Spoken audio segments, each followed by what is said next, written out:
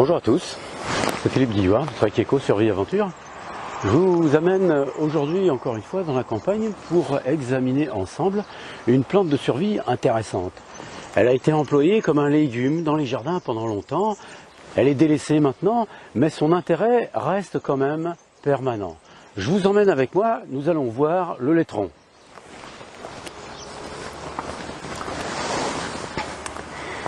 Les laitrons, ce sont ces plantes que vous avez croisées, c'est sûr, à un endroit ou un autre, parce qu'il y en a une grande abondance. Celui-ci, je l'ai un petit peu éclairci autour pour qu'on puisse le voir, car ce sont des plantes qui, globalement, se trouvent parmi les autres herbes et on ne les voit pas souvent. C'est une plante qui est, si vous voulez, très intéressante parce qu'on peut la consommer. Elle a aussi un caractère médicinal qui est intéressant puisque c'est une plante qui est non seulement diurétique mais qui est aussi cholagogue. Il existe plusieurs espèces de laitrons qui se ressemblent plus ou moins car on les prend souvent pour des chardons. Les laitrons sont des plantes qu'on retrouve un petit peu partout, surtout sous trois espèces différentes. Une espèce qui est peut-être la plus répandue, c'est celle que je vais essayer de vous présenter le plus, c'est le laitron maraîcher ou laitron potager. Ensuite, il y a celui qu'on appelle le laitron rude, une forme de laitron qui ressemble à celui-ci. C'est un laitron qui possède des feuilles qui sont un petit peu plus épineuses. Et puis enfin, celui qu'on appelle le laitron des champs qui a la caractéristique d'être, lui, à la différence des deux autres, d'être vivace. C'est-à-dire que c'est comme ça qu'on peut le reconnaître. C'est un laitron qui possède, en plus de ses racines qui vont très profondément, des rhizomes qui vont sur la périphérie et qui s'étendent. Ce qui fait de ce chardon, évidemment, une plante qui est très envahissante.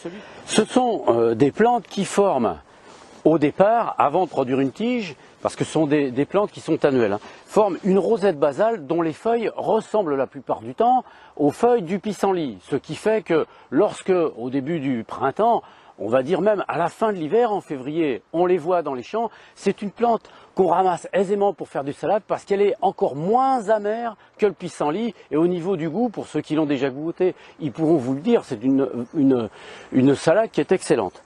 Par contre, une fois qu'elle a poussé, les feuilles se modifient un tout petit peu. C'est-à-dire que les feuilles s'allongent un peu plus et deviennent globalement un peu plus triangulaires. Néanmoins, ça reste des feuilles qui sont découpées, parfois légèrement épineuses pour le laitron rude par exemple, moins épineuses pour le laitron maraîcher, mais chaque feuille embrasse la tige, si vous voulez, l'enveloppe, et forme des espèces de petites oreilles qui sont très caractéristiques. Pour le laitron maraîcher, c'est très simple.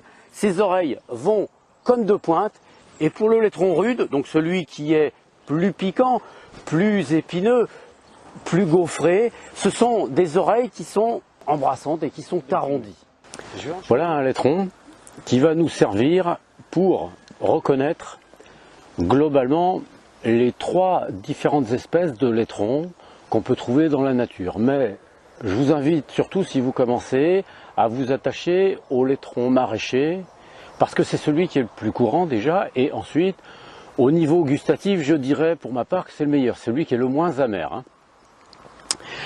Les laitrons, lorsqu'ils démarrent, forment une espèce de rosette basale qui, dans la majorité des cas, disparaît ensuite. Ici, vous voyez, celui-ci est formé d'une grande tige et la rosette basale a disparu. Il a été coupé, comme vous le voyez, et il fait des repousses.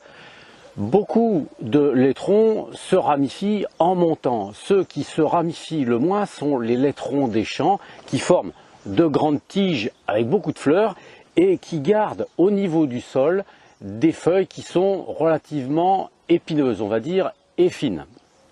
Là, comme vous le voyez, ça n'est pas le cas. Les feuilles ressemblent plus à celles du pissenlit. Elles ont surtout le bout de la feuille qui est en forme de flèche, si vous voulez, en forme de spatule à pointe. Les feuilles du laitron maraîcher sont très très souples, alors que celles du laitron rude ou laitron épineux sont plutôt rigides et sont remplies de petites épines. Il faut malgré tout rester prudent quant à la manière de les observer parce que ce sont des plantes qui sont polymorphes. c'est-à-dire qu'elles ont la capacité de produire des feuilles qui se modifient régulièrement.